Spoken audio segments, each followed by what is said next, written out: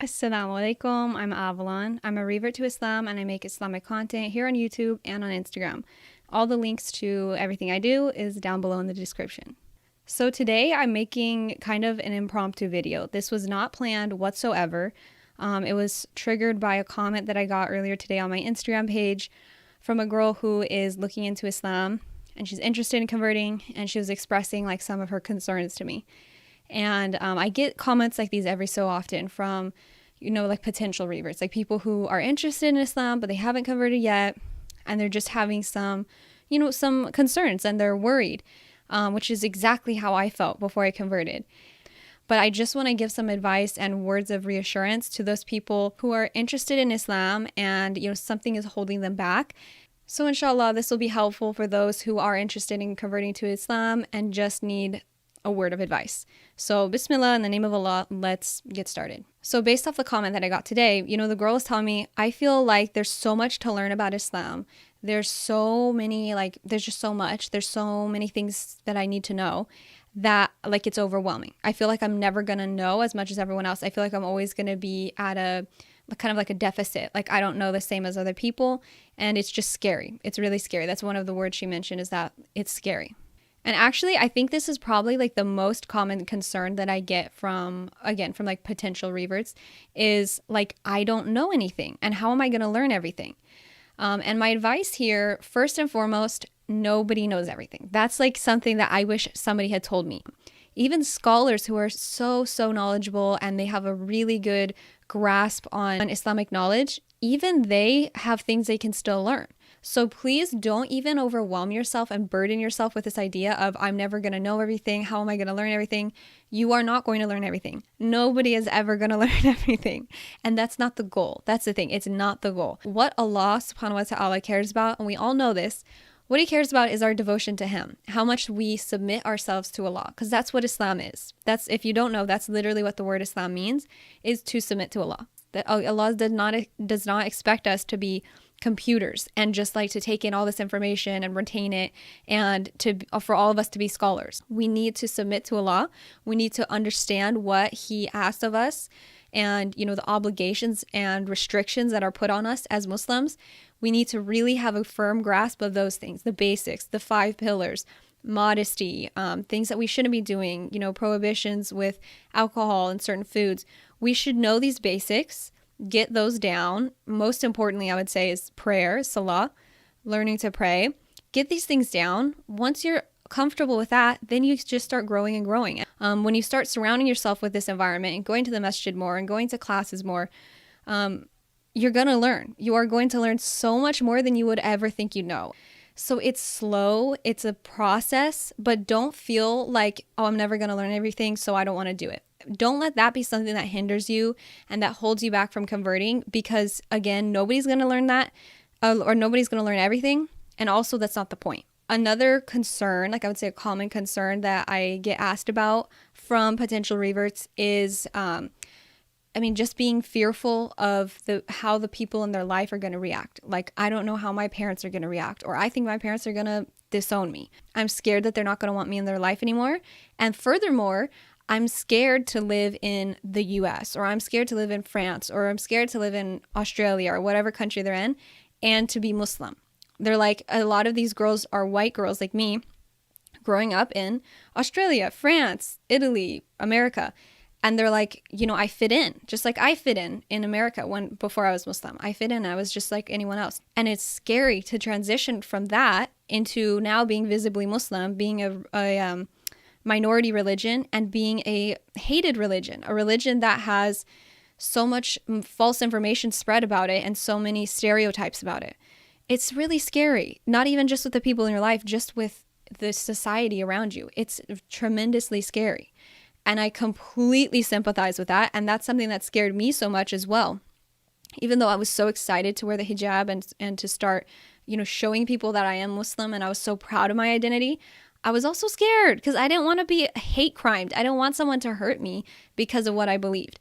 But what I would say in terms of with your family and your loved ones, if you're concerned about how they're going to react, again, totally normal. I was too. What I would try to remind you, which is something maybe I didn't think about enough when I first converted, is that Islam is our way of life that we practice here in this dunya, in this world, but the goal is not this world. The goal is the next world, is Jannah, inshallah. It's the afterlife. That's what we're working towards. That's why we do good deeds, and we try and we pray and we fast and we do all these things. We're thinking about our afterlife. So when you really put it in that perspective, things start to feel less consequential, if that makes sense. Like for me, at least, I started to realize, like, man, I'm talking about my afterlife here. Like, people are going to look at me. Yeah. My family's going to treat me different. Yeah. But even if my family disowns me, like, that's going to be terrible and traumatic and really hard to work through.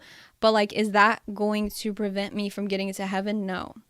But if I don't follow Islam, you know what I'm saying? So I was like, okay, let me weigh all the options here. What matters to me more is my afterlife. And that doesn't mean it's not hard. It doesn't mean that it's going to be easy with your family. It doesn't mean your family's going to be happy for you or, you know, treat you the same. I don't know how your family will react. I didn't know how my family would react. I didn't tell them for months after converting because I thought they would disown me. And alhamdulillah, they didn't. But it was far from easy. It was a long journey. And we've gotten to a place now, all thanks to Allah, that, you know, things are better. Things are better now. We get along better and understand each other at a much deeper level. If your family truly loves you, if they've always supported you, if they've always had your back and they've been there for you, I can almost promise you they are not going to let your religion be the thing that they're like, you know what, actually, I don't want anything to do with you and you're not my daughter anymore, or you're not my son anymore. I would say that see this again as an opportunity instead of like a burden and, you know, I don't know how they're going to treat me. You don't know until you do it. You won't know.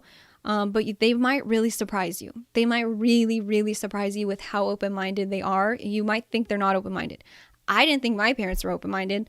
They're super conservative white Americans. They're Christians. They're very, very conservative. I thought they were like the closed-minded, like most closed-minded people ever. But they really surprised me. They really came through. And lastly, in terms of people around you. Again, if you're living in the West and you're worried about sticking out.